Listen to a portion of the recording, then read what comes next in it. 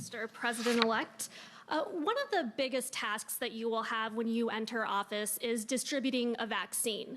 Your team has started to meet with the Trump administration to learn of their plans as you are set to inherit this task. Are you satisfied with the current plans that are underway for distributing that vaccine? Do you feel that the federal government is doing enough at this point? And what steps do you think need to be taken between now and when those first vaccines go out? Well, there's a lot more that has to be done. They've clued us in on their planning, on how they plan to distribute the actual vaccine to the various states. But there is no detailed plan, that we've seen anyway, as to how you get the vaccine out of a container into an injection syringe into somebody's arm.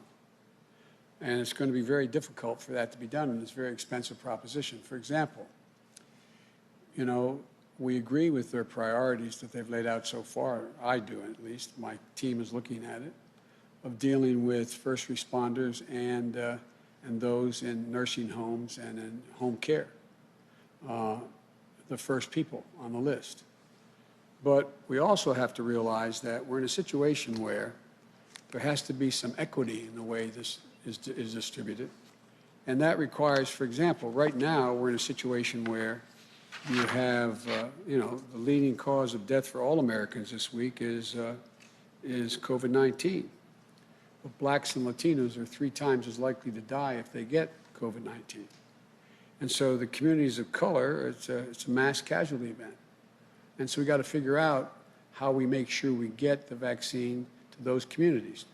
Delivering the large amounts of the vaccine to the Walmarts and other major drug chains does not get you into a lot of these neighborhoods, and it doesn't guarantee that it gets around. So we got a lot of work to do, and there has to be the equity side of this has to be an important part of distribution. In addition to that, the cost of actually getting the serum into injection into a needle into somebody's arm costs a lot of money. It takes a lot of people. It takes a lot of folks to be able to get that done. And we have to have a much better way than we've seen thus far as to how it's distributed. In some states, like the governor of Utah said, just deliver to the Capitol, I can take care of it in our conversation. Well, that could be true. But in large states like California, Texas, Illinois, Florida, et cetera, it's not that easy. There has to be an overall plan. That's what we're working on right now. And that's why I asked Dr. Fauci to stay on and to be my chief advisor on this issue, but also to be part of the COVID team. And on your cabinet, you are facing a lot of pressure to add more diversity to your administration. You have civil rights groups and lawmakers pushing you to do this, to make sure that you make good on your promise. And you look at your cabinet announcement so far, and they have included some diverse figures, but I specifically want to hone in on those big 4. And so far, when it comes to Secretary of State and Treasury, you have nominated a white man and a white woman. So looking at Attorney General and the Department of Defense, would you commit to nominating a person of color for those positions? Look, it's each one of these groups' jobs to push their leaders to make sure there's greater diversity. What I can promise you is when this is all said and done, you see everyone that I've announced and it's going to be in the next several weeks, we'll have it all out there. You're going to see significant diversity. I'm not going to tell you now exactly what I'm going to do in any department, but I promise you, it'll be the single most diverse cabinet based on race, color, based on gender that's ever existed in the United States of America. So no commitment on those spots? A commitment of what I just said will be the most diverse cabinet and the main spots in both White House as well as the cabinet positions. Thank you. Thank you, Mr. President-elect. You just said a couple of minutes ago that there's no time to waste when it comes to economic stimulus, but Democrats and Republicans have been in a stalemate for several months as they have been negotiating and trying to talk about what kind of stimulus to put together. You were elected by more than 80 million people to try to break that logjam. Can you talk about specifically what you have done over these past several weeks to actually work with Democrats and Republicans, speaking to congressional leaders to get them to agree on a stimulus package? And what do you say to people like Senator Sanders on the left flank of your party who have come out against this stimulus program already? They have said that this $900 billion deal is not good enough. Well, it would be kind of stupid for me to tell you what I did, wouldn't it? Because it'd be kind of hard to do it again. I told you all that I was confident we'd get a bipartisan agreement on this stuff. And I think we will, not just on this package, but I think beyond.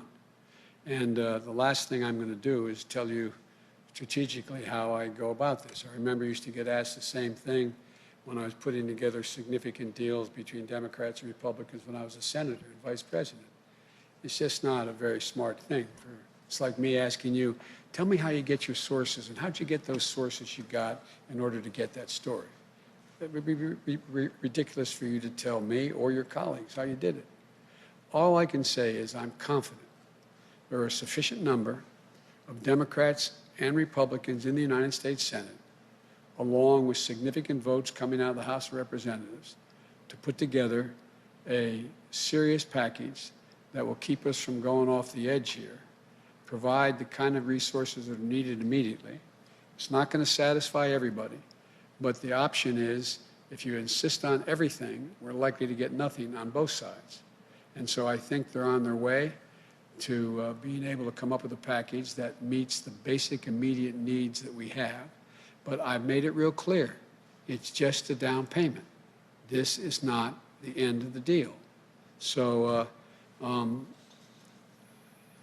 I've been relatively good at negotiating over my career because I never, number one, reveal something somebody doesn't want me to in the deal, and number two, because I always keep my word.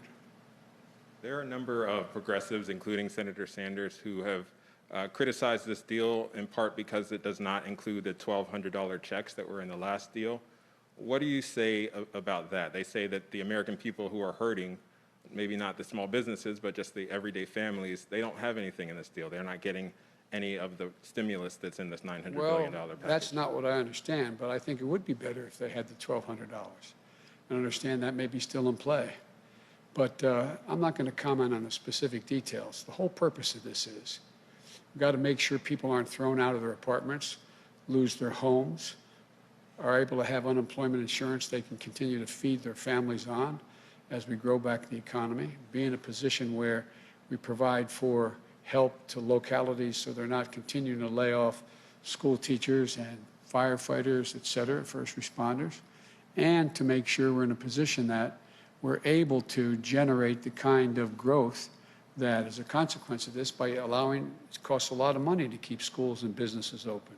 On the COVID side of the equation, they're all pieces should be in it. There's much more. If I were writing it, I think the proposal that, quite frankly, the HEROES Act that the House passed, that's what I would support.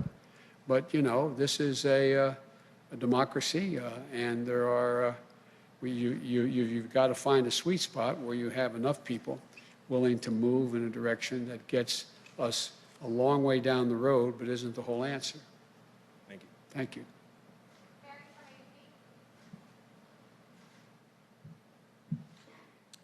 Thank you, Mr. Mary. President-elect. You're describing this compromise bill as a down payment, that you'll push Congress to do more once you're in office. But this bill is already more than Republican leaders want to spend. What if this isn't a down payment? What if this bill is it? What are your options then to get Americans additional relief? I never start off thinking that way. I always start off believing we can get it done. We'll get it done. But it's been more than 6 months this fight has been going on. Mitch McConnell still hasn't even signed off yet on this compromise bill.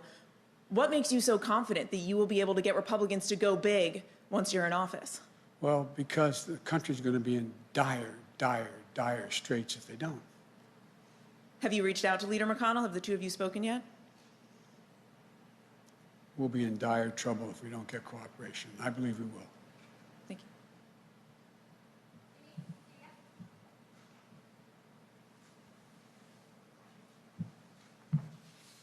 Thank you, Mr. President.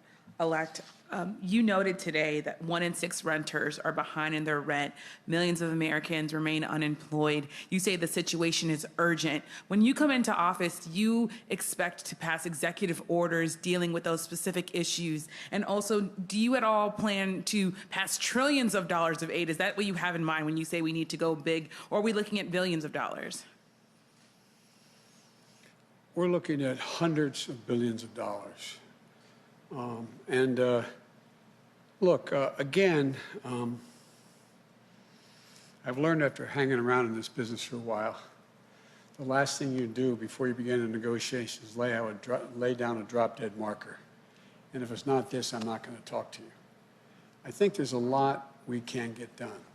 And I think people are going to see the overwhelming necessity. What's going to start to happen is a lot of folks who represent Republican districts are going to find their Republican neighbors are in real trouble as things get worse. They're going to find that there's an overwhelming need as these numbers skyrocket. You remember my saying that I believe the experts we'd had at least another 250 dead before the end of the year. And they went, oh, no, all right. Guess what? Look what's happening. It's going to get much worse. It's going to get much worse. And so I believe that there are enough Republicans who will join enough Democrats in the United States Senate to get a majority, along with the House, to get it done. But we'll see. We'll see. This is a step at a time. And on executive orders? Well, I'd issue executive orders that are totally within the purview of an executive. But one of the things I don't like is I don't like people saying that I can, by executive order, do the following things, which there is no basis in the Constitution to suggest it can be done. So there are certain things I can do. I can issue executive orders pulling back some of the executive orders that Trump put forward. But I can't issue an executive order saying we're going to spend X billion dollars on this issue without getting the Congress appropriates and is responsible for distributing that money. And then quickly on the coronavirus vaccine, you talked about getting it into African American and vulnerable populations. You said yourself that you're willing to get the vaccine publicly to get people to feel safe. But there are people already telling me, well, President-elect Biden has good health care. If there's some complications, he might have better health care than me, African Americans around the country. What more can you do to convince people that the vaccine is safe for them? And does that mean you'll at all lean on any existing members of the Corona Task Force? I know that you are committed to keeping Dr. Fauci, but is there Dr. Birx? Is there anyone else that you might be leaning on to convince people? There are a lot of people I'm looking to convince people in the task force, and the task force will continue to be expanded with really fine people. And look, I think actions of presidents matter. And I'm going to say something that I think the African-American community, Latino community have known I've never misrepresented anything to them. And that if, as you all keep pointing out, I'm the oldest president ever elected, although I'm actually only 47. But all kidding aside, I think that my taking the vaccine and people seeing me take that vaccine is going to give some confidence. But you know, I said early on, you may remember, I think you may have asked me the question, I may be mistaken. But I said early on that I think one of the things that bothers me the most is by the wild assertions the administration was making about how this was going to go away and inject bleach and all those kinds of things. It was diminishing confidence across the board and the American people overall, but particularly in this administration with the African American Latino community. What I hear from my friends in the community, not but blocks from here as we stand, is that we're not going to be the guinea pigs. We're not going to be the guinea pigs.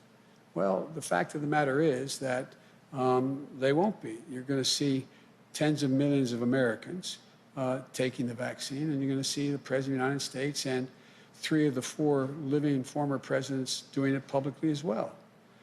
It's all about, and look, it's going to take some effort to rebuild confidence in science because it's been so diminished in this administration thus far. So, but I will, and by the way, in the meantime, I've got to make sure that the vaccine is both free and available, and that any follow-up on the vaccine is free and available, that relates to any health complications from it. So there's ways we can deal with some of these issues. Biden has good health care, therefore, but I don't have good health care. That's another thing we're working on from day one. I've been working on it at this moment. And so my hope is that we can reinstill some confidence in to be able to believe the President of the United States when he or she speaks. Thank you. Thank you very much.